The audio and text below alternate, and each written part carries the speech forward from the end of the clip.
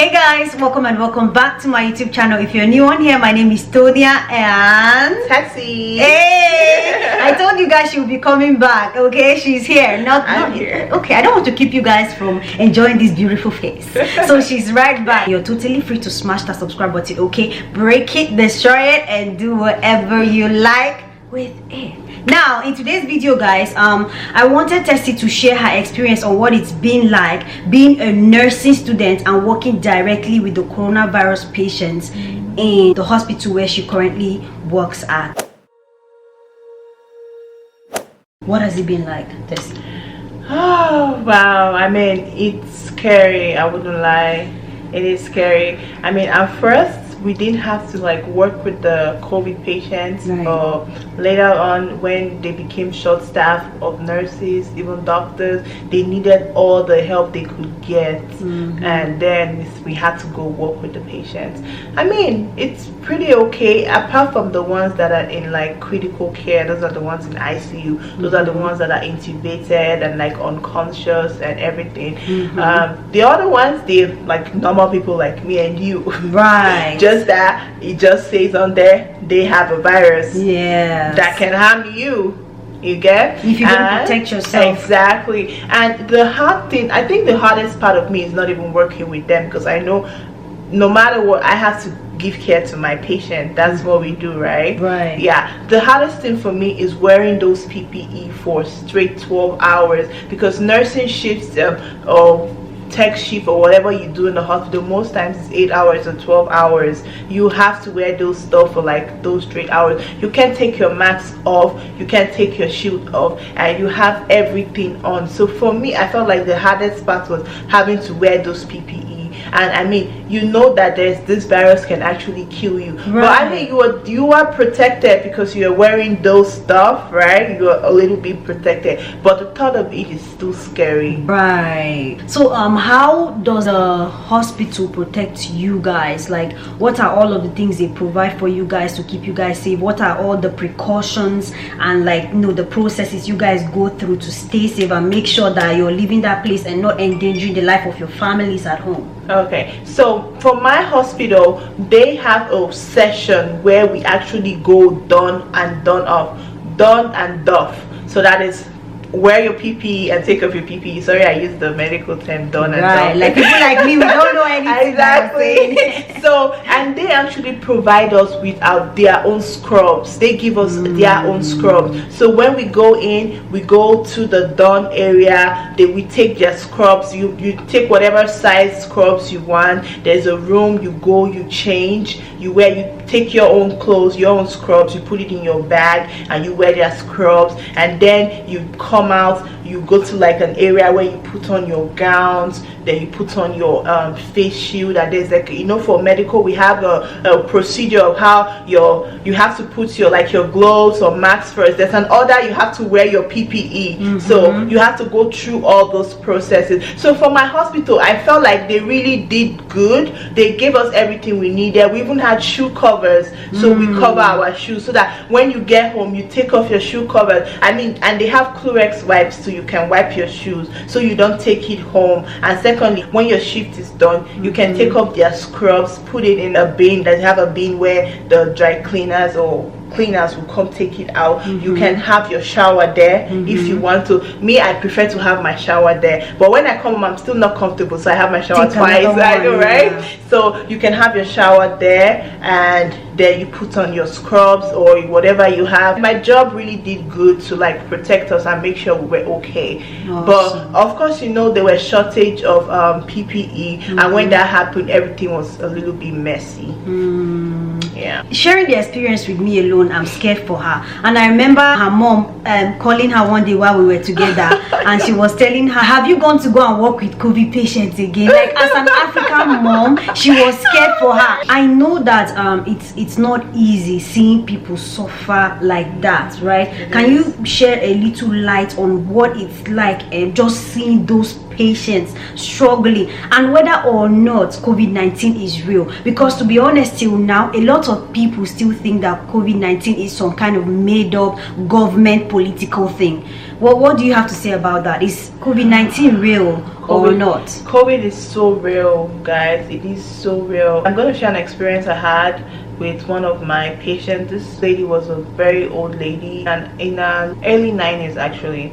She was an old lady, and you know the joy you get from when you are sick in the hospital. Your family members can come to you. They bring food, they bring flowers, they bring pepper soup. That heals you, right? Yeah. With the COVID patient, your family can't even be there. So there was one thing that actually stand out to me. There was one time I was taking care of a patient, and the family had to call on the tab, and the family kept on saying, I think that was like one of the first patients I walked in when I worked in the COVID unit, and that actually changed my perspective of working in the COVID unit. And they were like, oh, thank you healthcare workers, because that was their grandma, and they can't be there to take care of this lady, So and she's fighting COVID. So she was like, thank you for everything you guys are doing. I wish I could be there with her, because the grandkids, the mother, they were all on Skype. It was like a Skype call and everything. I had the tablet, and they were just, because she couldn't even talk,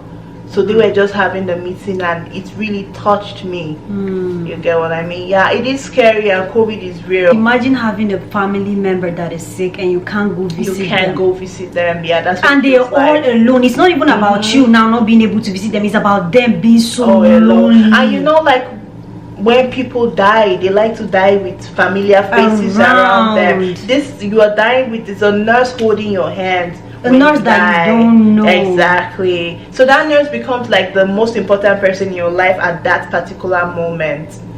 Yeah, it is something. So you guys heard it from the horse's mouth, okay? Like, it's very real for those people who still think that it's some kind of government made up political thing. It is very real. Now let's digress a little bit. Now, living generally in America now during this COVID-19, how has this affected your life? Oh my God. School shut down on me. I had to take my exams online. I had to do virtual clinicals. Everything shut down. Like, you can't even go to restaurants, you can't do nothing. My life totally changed, and you had to start wearing masks. I'm like, now mask is part of our daily style. Like, mask is a thing now. Before now, if you walked out with a mask, everybody will look at you like, are you okay?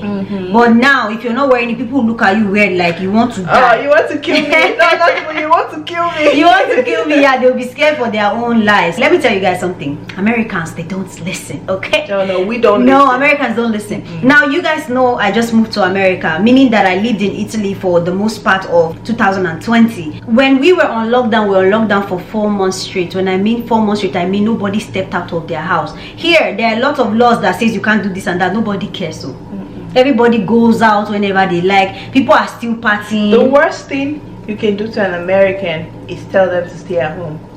That is the worst thing you can do to American. How? See, I was shocked when I first came here. I walked into a store and people will wear their mask on their mouth and leave their nose. I said, what's the point? It's like wearing pants below your thing. The thing you are supposed to be covering, you are leaving it outside for the people to see all your secrets.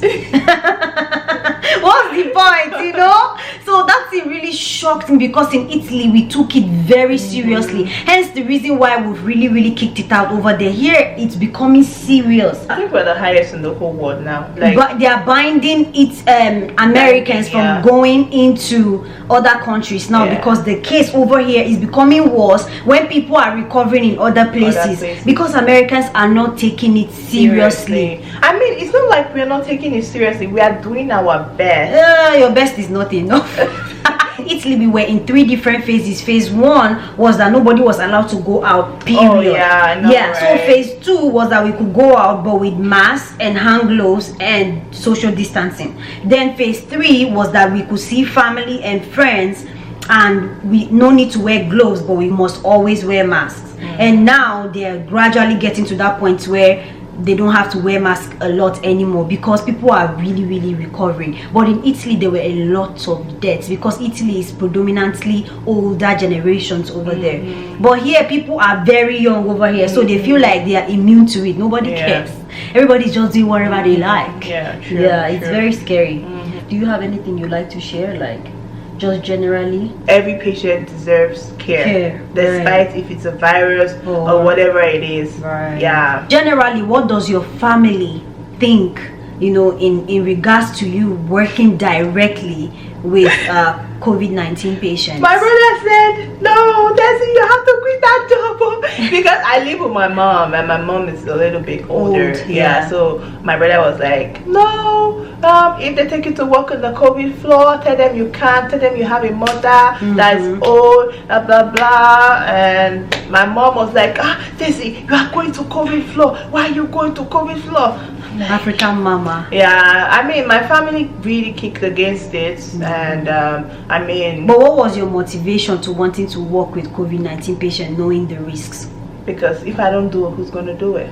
Right. So having worked closely with patients like that, have you seen some of them recover? Oh yes, a lot of them. Some of them even get, like, the thing is that if it gets to a point where you become asymptomatic and you still have the virus but you can't spread it to other people, then they can actually discharge you. I've seen them discharge a lot of COVID positive patients.